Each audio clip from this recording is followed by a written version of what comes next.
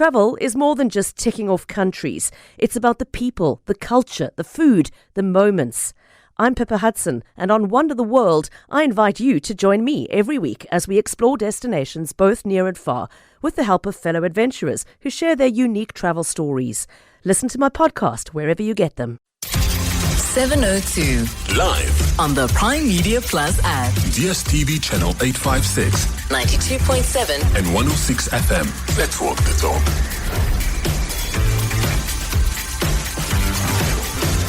Eight minutes after 9 o'clock. Welcome to it. You're on 702. My name is Thabo Shole Mashao. I am standing in for Clement, and we're together till 12. We're coming to you live today from Africa's Travel Indaba, which is brought to you by South African Tourism, inspiring new ways. And you'll hear some bit of noises behind us this morning as people move around, visiting exhibition stands and networking, talking about the travel industry, particularly in our continent. Unlimited Africa is the theme of this year's Africa Travel Indaba 2025. The entire team is here with us, and of course there's a team in Johannesburg as well, making sure that everything goes well. And as I usually say, you are the most important ingredient of this entire formula. Without you, we are absolutely nothing. And I really mean it. I'm not just saying it. I mean that, because you could be anywhere else, and yet you choose to be with us, and it means the world to us. Welcome.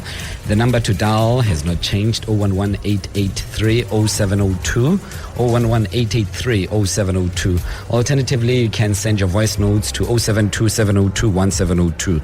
A couple of things that we'll have to go through this morning. Between 9 and 10, we will have an open line wherein you can participate and discuss whatever it is that is on your mind, stories that have been shared, that you've been reading, things that you've been thinking about in your workspace, in your community where you live, perhaps where you also play. I'm interested in knowing about those. I will never get tired of saying that, because media captures only a little percentage of what is truly taking place out there.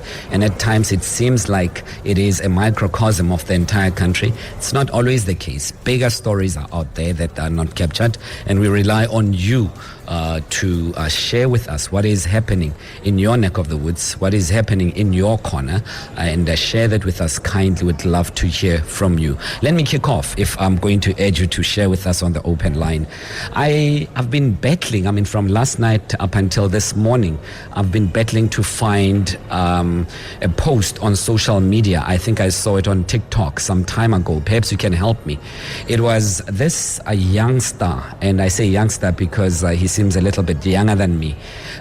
He was saying the fact that townships are being exploited by white South Africans, and he's white himself, by the way, just for the record. He says the townships are also exploited by elite black people, celebrities, and generally corporate South Africa. How are the townships exploited? He argues that we all go to the townships. We use the brand Kasi Township in order to look cool. And corporates go there and use the township brand to push their products, their commodities, their services, and stamping on their products this big mark of a township, because it has got some street credibility and it's got a sense of authenticity about it. Yet, companies, elite black people, white people, and everyone else is not doing enough for the townships. And he was saying we should stop exploiting the townships for that particular brand of authenticity, sincerity, and just general goodwill. We must stop doing that, because one, as you might have noticed, employment stats were out yesterday, and they are very scary. The victims are mainly in townships and rural areas, yet we do very little for those particular townships. We take pictures, post on social media. I was in the townships, and here I am in Vilakazi Street, here I am in Tembisa, here I am in Katlehong. Yet we do very little. So all that we are doing is grandstanding, positioning ourselves as though we care. about millions, and not everyone who stays in the township is poor, by the way. That's not my argument. My argument is that we use this brand to advance ourselves, yet do very little.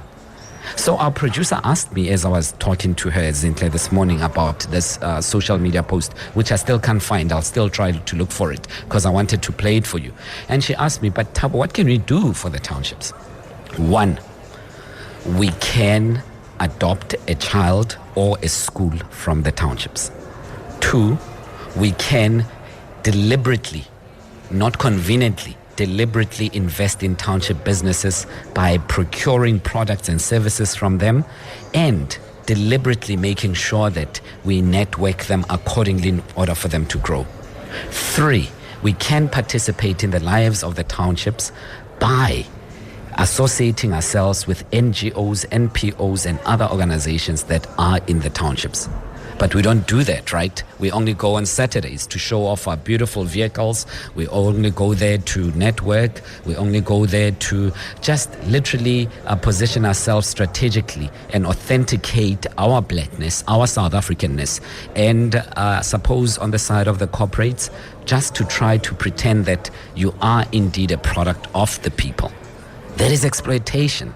I mean, it's like just going to an orphanage and taking pictures and saying that you are contributing to assist in the orphans. It is sick. And I was thinking about it, and I was thinking, how many people continue to do that? And maybe let me put it directly to you. What are you doing for the townships? I mean, go to your social media post. Go to your conversations that you've had with your friends. Revisit all of those. Do you know how many times you mention the townships? How now you are from Kasi, you are a CEO of a huge bank there, or you are from Tembisa, hey, you are from the hoods. What are you doing, bro? What are you doing? No, genuinely. No, and don't tell me about a once-off where you buy expensive whiskey from the townships, because that money does not even circulate in that community. What are you doing? Yeah, I mean, you could also be a white person and you're thinking, oh, I had dinner, supper, I had lunch in Vilagazi Street. It was so great. We've got a beautiful country. I mean, I think it calls for some introspection of sorts, contemplation. We're using the townships as a zoo. You go there once in a while to look at the animals and you come back, oh, I was at the zoo. That is really sick. Well, you could argue with me and say it's really not, because that's part of supporting the economy, those visits. And feel free to call us right now on 011-883-0702, 011-883-0702. Still on that note, of course, you saw the unemployment stats, scary. And it is more worrying because the number of young people who should be employed are not only unemployed. Some of them are unemployable. Some of them have stopped looking for jobs completely. They've given up hope altogether. And it is linked to what I'm saying. Are you in a position to grab a CV or to print a CV or to help a young person in the townships create their own CV and send it in your networks? So all of that on the open line. I'm happy to hear from you. Or feel free to just send a voice note, by the way, on 072-702-1702. Then from 10 o'clock, we will be looking at the travel industry in South Africa. We have a couple of guests lined up for you. We'll be grabbing them from the floor here at Africa's Travel Indaba 2025 at the Durban ICC. And they'll share with us what can South Africa do to help as far with unemployment on the issue of travel and industry. 10:30. Matthew Parks from COSATU will join us for the conversation of South Africa's official unemployment rate, which increased to 32.9% in the first quarter of 2025. And this is COSATU that will share that with us. Remember, yesterday I had a big fight with a representative national spokesperson of SAPU from the unions, that actually they may be contributing to unemployment themselves. But Matthew Parks will speak about the general picture, how it affects an ordinary person on the ground. That's at 10:30. And then at 11, We have listener's choice, understanding the impact of Airbnbs on the tourism industry. Makira Kumalo, ICEO and founder of Air Hostings, will join us accordingly at 11 o'clock. The sharing space comes at 11:30. So make sure that you don't miss that one. I don't want to share that now because it's going to dominate your mind and that's all that you'd want to talk about. So let's leave it up for later. The lines are officially opened. Put me in my place. Feel free to disagree with me on what I've raised on the open line. And it could be that you also have other matters as well that you would like to raise on the open line. I am happy to hear from you. 011-883-0702. The Clement Manyathela Show, live from Africa's Travel Indaba with South African Tourism on 702. Indeed, inspiring new ways. We coming to you live from the Durban ICC. The time is 21 after 9 o'clock. You are on 702 and you will hear people walking past, networking and visiting various exhibition stands, but it's an open line. I did ask you about those very intricate issues that I would like all of us to introspect on, especially on exploiting the townships, the rural areas. When it suits you, you are happy to tell people you are from a rural village in Katlachanyani in Northwest or Vaba in the Eastern Cape or wherever it is. You are from KwaMashu in KZN and you're happy to tell people that. However, you are doing very little, if not nothing, for your particular geographical origination. Absolutely nothing. You go there, you show them that you are doing well and you leave. And that is okay. That is exploiting this beautiful brand. Companies are also doing that. Government departments are also doing that with various of their programs. Whilst indeed it is just exploiting the poor and laughing in their faces. 011-883-0702. 011-883-0702. Abel, I don't have a mouse this side. Can I ask you to grab the calls for me on 011-883-0702? Which one are you going for? Is it Jabu who's been holding the longest that side? Yeah, Jabu from Joburg. Hi, Jabu. Welcome. Hi, how are you, Thabo? I'm free. How are you, Jabu? I'm well. Well, I think you're raising a very good point about the townships. My approach is to think that we need both.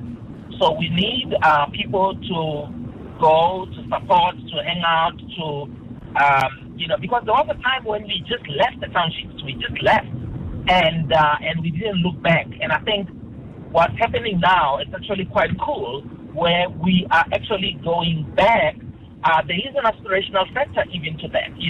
We want the kids to not only be exposed to the people that are around them, but to be exposed to the full spectrum of what, a black person or what a successful white person looks like and all of that, because they are not able to always come to the cities, to the suburbs, to wherever. So we need to normalize that. We travel a lot. I mean, I've been to, Paris, New York, Asia. I don't always think about what the social issues that are going around there are, but I do know that by virtue of just visiting those places, I contribute to their economy. I mean, I think there was a time when they said Paris sees about 8 million tourists a year.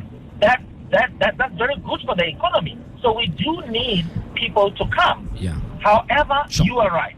There's another aspect to it. I think many of us who are in corporate, we need to think about how we can, be more involved in an intentional way. How do we, even something simple as writing in our will, to say 10% of the total value of my estate must be donated to the primary school I went to and the high school I went to. Yeah. That goes a long way. How do we help the township schools to reach out to their alumni and to raise funds from their alumni, by way of soliciting donations and things like that. As a family, there's a lot that we can do. I mean, we can donate, even if it was 10,000 rand a year to the school where we went, and we find a way for the school to organize itself to be able to receive these, send out some kind of Yeah, Jabu, I've given you enough time. I'm sure you will know. But before you go, why do we need a radio show to do that?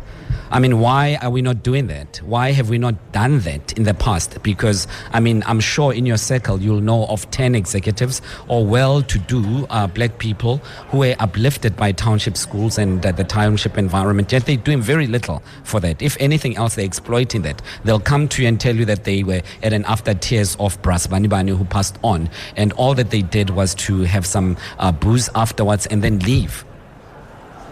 So why is it that it's not done amongst people who are supposed to be the smartest among us, who call in radio stations, who make decisions in their executive levels, who opine so robustly on the state of the economy, who pretend to have a box of solutions for everything else and every problem in this country. But when it comes to sorting out their backyard, they are unable to do so. Challenge taken. Good point. Solid point. All I'm saying I agree. Sure. No. Listen, I also don't dismiss your initial point. We do need that activity because eventually it will stimulate the economy, and you do need that. I'm not dismissing that. But Jabu, thanks for your call, man. All the best. Really appreciate it. Jabu was calling from Joburg there. I'm trying to just check very quickly who's been holding. Deirdrick from Pretoria. Deirdrick, hi. Welcome. Thank you. A quick one. Yeah, I also, like you, this morning when the unemployment stats came out, I thought, I get frustrated because I know there's a massive opportunity for us to create employment in the townships, or class economics as I refer to it. Specifically and very quickly, just driven by the e-commerce industry, where that's a market where the local people can do the deliveries on behalf of courier companies and other companies. They know the area. They're familiar with the area, they stay in the area, and I think that can create massive employment. And I think government needs to play a much bigger role, and I think you make a very good point. We don't just need fanfare there, we need active participation. We need to organize it with corporate South Africa, with the courier companies out there, and with the people. I mean, there's success stories like Cassie G that does deliveries, or Cassie Speed. And I think there's massive opportunities for us to create employment, and also, to make sure that even the spaza shops, that courier parcels or e-commerce parcels gets delivered to the spaza shops, and the people go and fetch it then, and people that sell products like Avon Justine and those things, that the deliveries to them just happens in a smooth kind of way, and it creates employment for the people in the townships. And I think your point is very valid and No, Deirdrick, I think you've raised various critical points as well yourself, and allow me just to extend it without necessarily stepping on your toes. I also think that we should also stop making townships synonymous with spaza shops as forms of commercial activity. There should be more companies that are literally using the townships as locations for their various lucrative adverts, and using people from the townships to sell their products. I think they should think about having headquarters in the townships. If really we are as transformed as many people claim that we are, Deirdrick, you'd know that many people say, but we are transformed. Why are you still fighting for transformation? Why is it that we do not have conglomerates being headquartered in Tembisa, in Katlehong, in KwaMashu, in Soweto? Why is it that it's always in Sandton, it's always in Pretoria somewhere there, it's always in Cape Town, it's always in... Why is it that we do not choose township as specific strategic destinations of choice for the headquarters of various companies? No, great point. And I mean, I have a case in point where I did specifically that with a very good or big pharmacy line that's starting up without giving them a free advertising spot called Cassimet, where they're opening the pharmacy headquarters in the actual townships, and the pharmacies themselves are now organized so that they have a buying power almost operating like the co-ops, so that they can take on the bigger brands. But that's one example that but you're 100% spot on that. There's no reason why. Deirdrick, thanks for your call, bro. Really appreciate it. South African Tourism presents one of the biggest must-visit events on the global calendar, Africa's Travel Indaba, live on 702. 25 minutes to 10 o'clock. Welcome back. Thabo in for Clement. Together with you till 12 o'clock. Welcome back. We were chatting on the open line about a number of things. Some of them, if you've just joined us, refers to the townships, whether we are all not exploiting the townships for our social and economic value and benefit, whilst we exploit the brand and do very little for the townships. Without any further ado, a number of people have been holding for quite some time. Let me go straight to them. It is definitely Thandi in Manzimville, who's been there for a long time. Thandi, hi, welcome. Hi, Thabo, how are you? I'm free. How's it going, Thandi? Okay.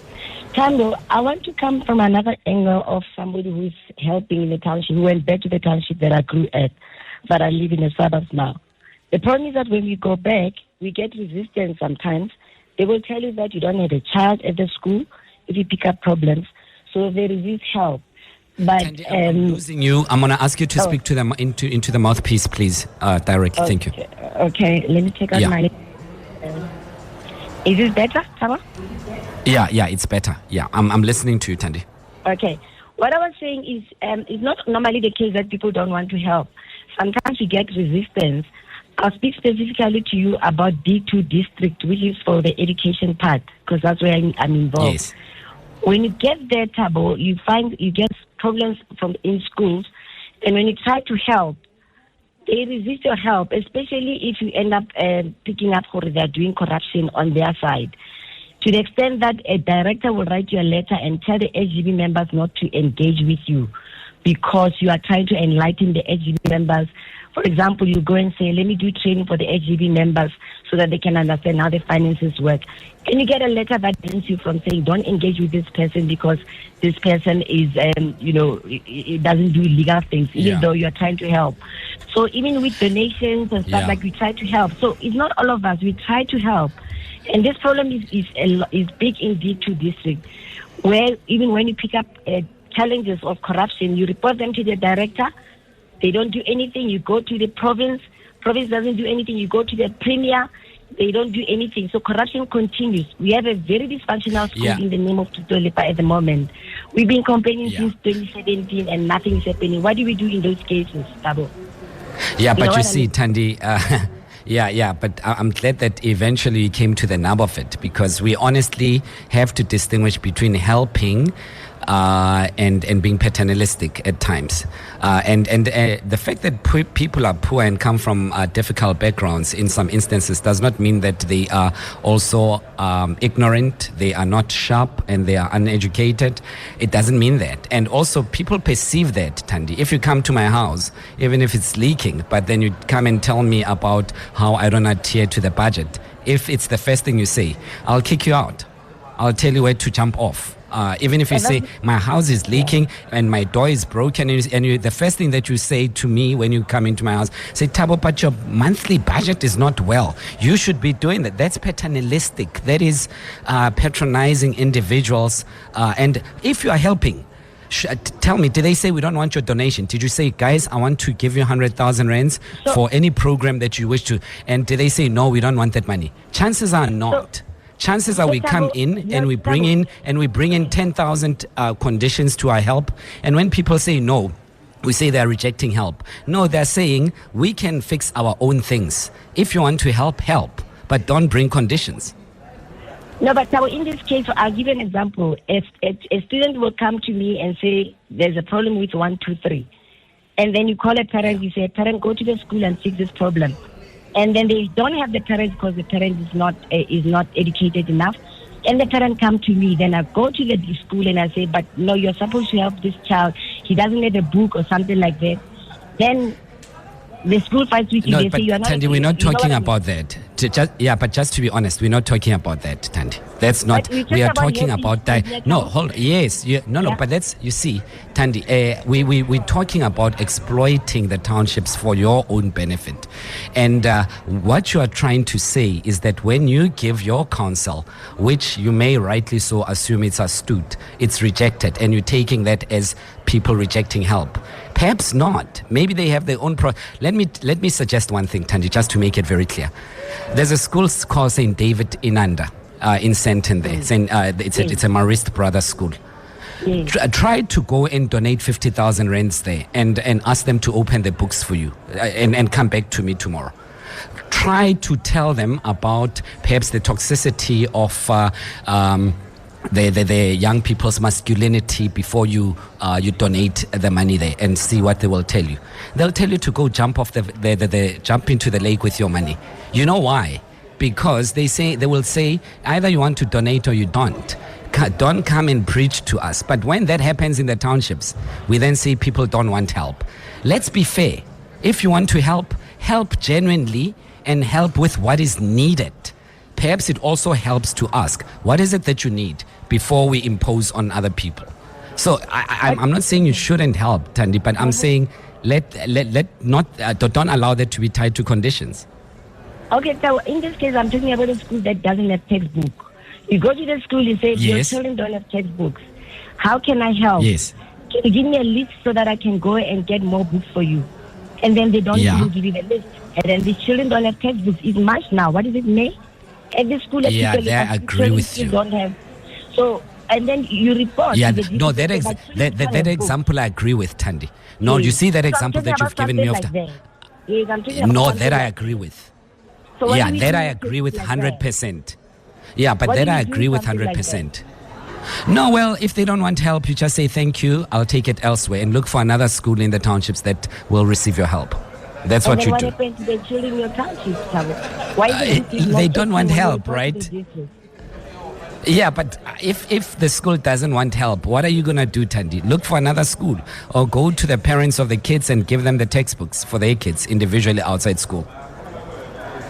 Thandi, thanks for your time. Really appreciate it. It's Nandi in Pimville. Nandi, hi, welcome. Thabo, how are you? I'm free. How are you? I'm good, thank you. Thabo, I just wanted to correct a little bit of what you said. My name is Nandi Shabalal. I run a NPO in Soweto where I have 3 programs. I do soup kitchen in winter. Well, beginning of the year I do school shoes, and then in winter I do soup kitchen for 3 months. Where solid from the 1st of June to the 31st of August, I supply soup for free for people in my neighborhood. Now the support that I get, I go to businesses or Boma Ponya Mall, whoever, and those people don't support. You know who does support? It's people who, friends and family, and people who used to live in the location but don't anymore. I solicit those people who give me their time, their money to carry on for that solid 3 months. So all I'm saying to you is that some people do help out in the location, but they don't shout from the rooftops. Do you understand? They don't necessarily want their names in newspapers. I mean, Josie FM comes to me all the time and says, no, man, I wanted to. I said, no, I'm not doing it for that. I don't want publicity. Then I just want people to be fed. People are hungry. We have serious problems, and we need serious people to solve those problems.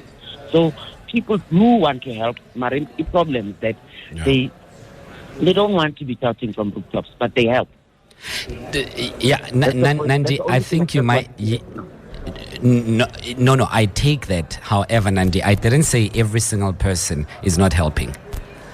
Yes, but I know, of course, there are people who are helping. I'm also helping, but I'm not going to talk about it on the radio. It's not my place to do that. Exactly. So I'm not saying not everyone. I'm challenging those that are not. And I'm saying that if many of us were, the townships wouldn't be in the state that it is. Then speak directly to those people. Because all I'm saying is that there's people. Yeah, but if the shoe fits, wear it, Nandi. I didn't say, Nandi, you're not helping. I didn't say that. I didn't say, Nandi, you're not helping. Yeah, I'm saying, of course, there are those who are helping. All I'm saying to you, count those in as well. There are South Africans who see the need to help, and they do help. So also, and they must call in, like you've called in. Those who don't help. But why are you so offended if you are helping? I mean, why are you so sensitive in your studio if you're not? No, I'm not saying everyone. No, I didn't say everyone. But I didn't say everyone, Nandi. You just wanted to share that you are. No, you just wanted to tell us that you are helping. But you did that. No. It's Nandi. You mentioned your name from Soweto. Now we know you are helping. There was no need for you to be so sensitive about. If you are helping, you'd say we need more help. Please come and join us. And those of us who are on the ground. But now you are no one said everyone is not helping. Nandi, no one said not everyone is helping. Yes, we need more help. And if there was more help, the townships would be better. You are only pointing out people who don't help. Yes, and I'm challenging them. Yes, I'm challenging. Would you like me to give you an award for helping? No. Oh, so? That's what I'm saying. Yeah, I'm challenging those who are not helping. So you don't want an award? I won't give you. I'm just saying. No, you said you don't want acknowledgement. But you said you don't want acknowledgement. You said Joseph M called you and you don't want acknowledgement. That's what I'm saying. So why now do you want acknowledgement? In general, now you're being deliberately. No, Nandi, you don't know what you want, man. You don't know what you just wanted us to know, and we are glad that you are helping. Continue helping, Nandi. We love you for it. 011-883-0702. Busiswa in Midrand. Hi, Busiswa. Thabo, there are realities that we know about our people. A company go and open a head office in Soweto or in any other township. The first thing Akunalidi strike, they're going to that office to ban it. You know, I know. Are you kidding me? You go and help the schools? You must be joking. They don't need help. They just don't need help. You try to give help, they don't want help. The only help that they want you to give us money. And you tell it, guy. So please, let us not run away from realities about ourselves that we know. If we can ban clinics and schools, the head office, whatever company, guys, no, rather let's teach our people to be responsible. Okay. Victim. When are we going to stand and be strong and do things for ourselves like the other people? Busiswa, that's what we are calling for. No, but listen to me.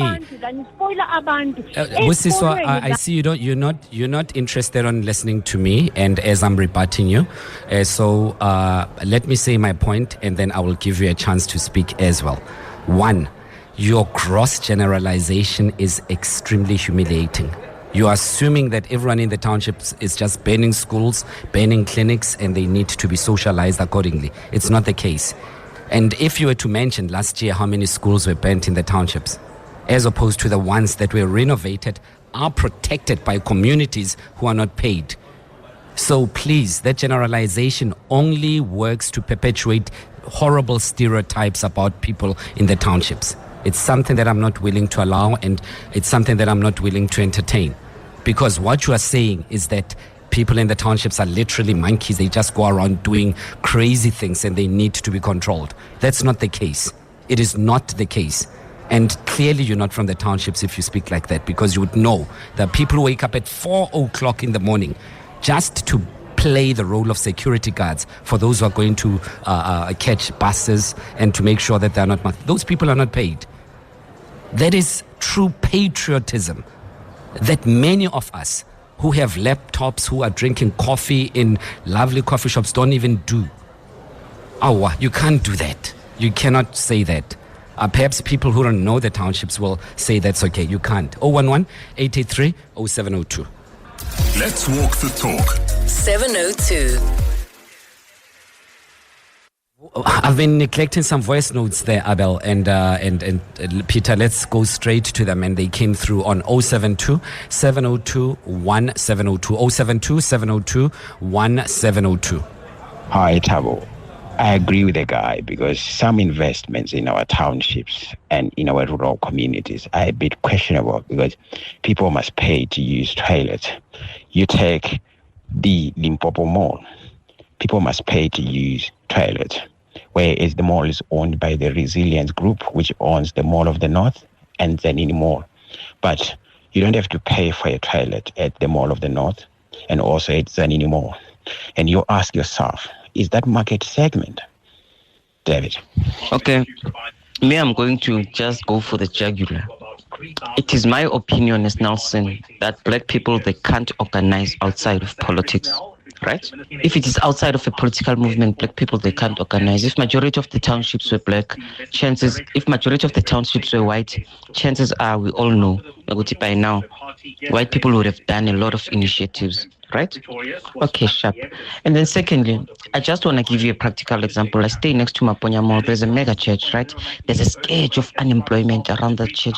There's a big drug abuse, like a sense of hopelessness. But come every Sunday morning, 7 o'clock service, 9 o'clock service, I'm a Maserati, your latest BMWs, your big cars. These are black people. They drive into the township, they go there to worship, and then they drive out. So what more about those guys who are just coming to Vilakazi to drink alcohol? If the same...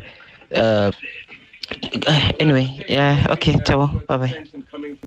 Hi, Thabo and 702 listeners. I want to make a comment regarding going back into the townships to uplift township businesses.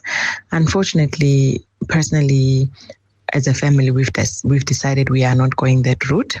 We've tried it, and it always ends in tears. I am so sorry.